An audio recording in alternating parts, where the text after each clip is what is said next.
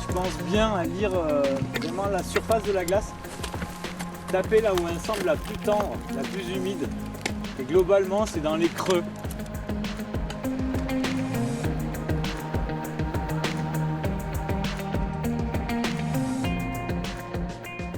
Capable de grimper les plus hauts sommets du monde depuis plus de 40 ans, le groupe militaire de haute montagne, le GMHM, a également pour mission de faire partager ses expériences pendant des stages de franchissement.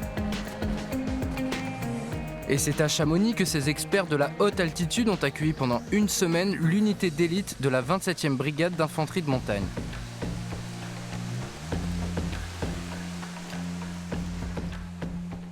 C'est de la pédagogie, alors on en fait souvent beaucoup à l'armée, mais il faut arriver à se mettre à la place des GCM. Qu'est-ce qu'ils attendent de nous?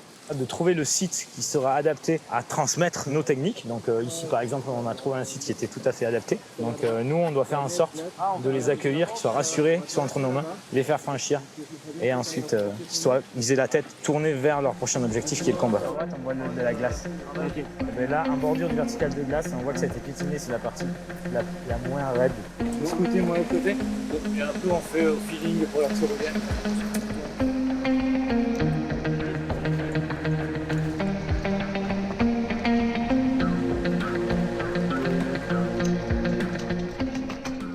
Vraiment, ce qui nous intéresse et leur plus-value, c'est qu'ils peuvent nous emmener dans des niveaux dans lesquels nous, on n'irait jamais. Et ils nous emmènent en toute sécurité, ce qui nous permet, nous, vraiment, de tester, de franchir nos limites et de pouvoir, à l'issue, comme au jour d'aujourd'hui, sur des degrés de difficulté moindres, nous affranchir complètement de la peur et du souci du vide. S'affranchir de certaines craintes, gérer le froid, procédures de sécurité à mettre en place devant un passage vertical, des conseils techniques et non tactiques, comme le confirme le commandant Pierre Sancier. Nous, on est leur référent en montagne, on va dire, parce que c'est vraiment notre domaine d'expertise.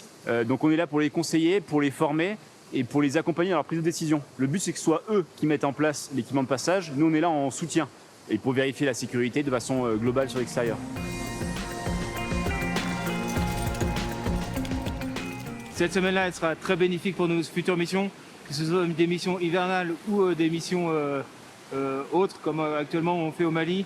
C'est tout le travail des procédures, la préparation mentale, physique et matérielle qu'on retrouve aujourd'hui, qu'on retrouvera plus tard.